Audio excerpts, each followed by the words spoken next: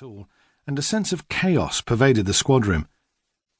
After hanging his cloak on the rack, Ian sat at his desk in the corner, turning his attention to the growing mound of paperwork. But he found it difficult to concentrate, sensing expectant looks from the other officers around him. Conversation had ceased when he entered, and there were low murmurs he couldn't make out, the words lost in the room's lofty ceilings. It was clear something had to be done. D.C.I. Crawford was not the sort of man to take anyone into his confidence, but D.I. Hamilton was the closest thing he had to a friend on the force. It was more of a father-son relationship, and a fraught one at that. Ian knew if anyone could break through the chief's intimidating personality, he could. He didn't relish the idea of confronting Crawford.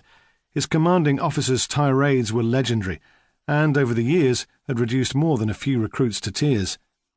Ian looked up to see Constable Bowers hovering nervously nearby. His blonde eyebrows were knit with concern, terror in his deep-set blue eyes. "What is it, Constable?" "Well, sir, he wouldn't talk to anybody. Just sits there in a black mood, staring out the window, you see." Like Ian, Bowers came from Inverness-shire, but D.C.I. Crawford had the ability to intimidate even the Highlanders on the force. "And you're waiting for me to do something about it, I suppose," said Ian. Constable Bowers fiddled with his truncheon and bit his lip. "Well, are you going to, sir?" Several other policemen stared at him from their desks. The tension in the room was as thick as the evening fogs that rolled in from the Firth of Forth. "All right," Ian declared, standing up and squaring his shoulders. "I'm going in."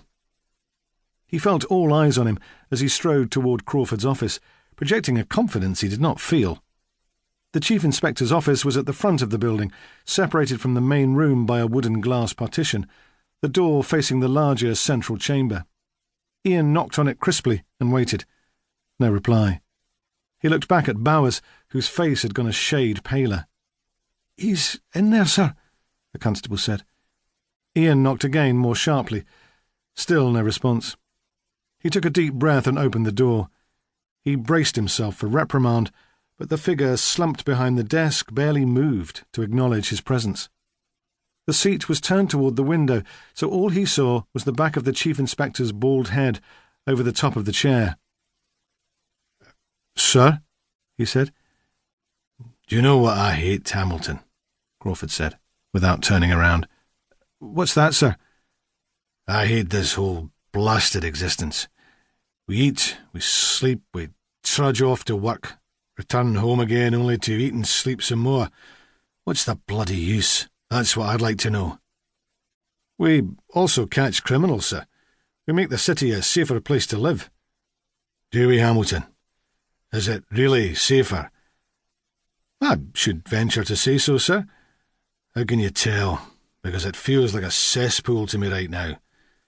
"Then imagine what it would be without us."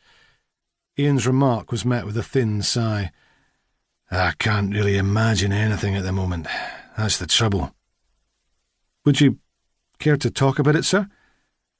Another sigh, then what sounded like a muffled sob, and D.C.I. Crawford slowly swivelled around toward Hamilton. Ian was shocked by the sight of his superior officer's face. It had a pasty, greenish cast, as though all the blood had drained from it. His cheeks sagged, his eyes were dull and lifeless. Even his bushy red mutton chops seemed to droop. Normally a robust, portly man, he looked shrunken and pale. Ian took the liberty of sitting in the chair in front of Crawford's desk. Usually a stickler for rules, the Chief Inspector didn't take any notice of this violation of protocol. Crawford gazed at Ian listlessly, twisting a piece of string restlessly between his fingers. "Sir," Ian began, "the men have noticed something is wrong, and—" Crawford interrupted him with a laugh, a short, bitter burst of air. "Ha! Well, they have. Bully for them. Perhaps we should promote them all to the rank of detective, eh?"